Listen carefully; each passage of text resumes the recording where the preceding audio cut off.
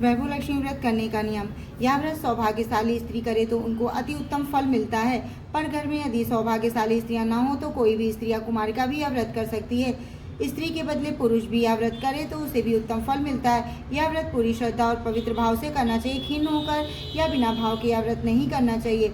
यह व्रत शुक्रवार को किया जाता है। व्रत शुरू करते वक्त 11-21 शुक्रवार की मन्नत रखनी पड़ती है और पुस्तक में लिखी शास्त्रीय विधि अनुसार ही व्रत करना चाहिए। मन्नत के शुक्रवार पूरे होने पर विधि पूर्वक और इस पुस्तक में दिखाई गई शास्त्रीय रीति अनुसार उद्यापन विधि करनी चाहिए। यह विधि समय पर व्रत का जरा सा भी फल नहीं मिलता है, किंतु शास्त्रीय विधि अनुसार व्रत न करने पर व्रत का जरा सा भी फल नहीं मिलता।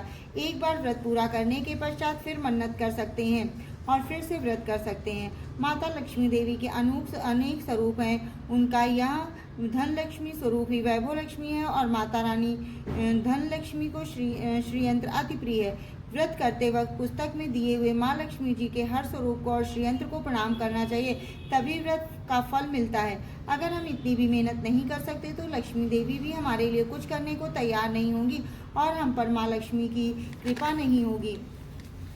शुक्रवार के दिन यदि आप प्रवास या यात्रा पर हैं तो शुक्रवार छोड़ देना चाहिए और बाद में शुक्रवार का व्रत करना चाहिए, पर व्रत कर अपने ही घर में करना चाहिए। मिला जुला कर जितने शुक्रवार की मन्नत मानी हो उतने शुक्रवार का यह व्रत करना चाहिए।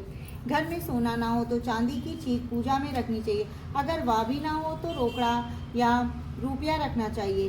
व्रत पूरा होने पर कम से कम 7 स्त्रियों को अपनी इच्छा अनुसार जैसे 11, 21, 51, 101 स्त्रियों को वैभव लक्ष्मी व्रत की पुस्तक कुमकुम का तिलक करके भेंट करनी चाहिए। जितनी ज़्यादा पुस्तक आप देंगे उतनी माँ लक्ष्मी की ज़्यादा कृपा आप पर होगी। माँ लक्ष्मी जी का यह अद्भुत व्रत का जप प्रचार होगा। व्रत के शुक्रवार को स्त्री रसवला हो या सूत की हो तो शुक्रवार छोड़ देना चाहिए और बाद के शुक्रवार से व्रत शुरू करना चाहिए, पर जितने शुक्रवार की मन्नत मानी हो उतने शुक्रवार करने चाहिए। व्रत की विधि शुरू करते वक्त लक्ष्मी स्तवन का एक बार पाठ जरूर करना चाहिए। व्रत के दिन हो सके तो उपवास करना चाहिए और शाम को व्रत की विधि करके माँ का प्रसाद लेकर शुक्रवार करना चाहिए। अगर ना हो तो फलाहार या एक बार भोजन करके भी शुक्रवार करना चाहिए। अगर व्रतधारी का शरीर बहुत कमजोर हो तो 2 बार भोजन ले सकते हैं। सबसे अच्छी बात यह है कि व्रतधारी लक्ष्मी जी पर पूरी श्रद्धा और भावना रखे और मेरी मनोकामना पूरी करेंगी, ऐसा माता रानी के सामने दृढ़ संकल्प करे। बोलो वैभव लक्ष्मी माता की जय।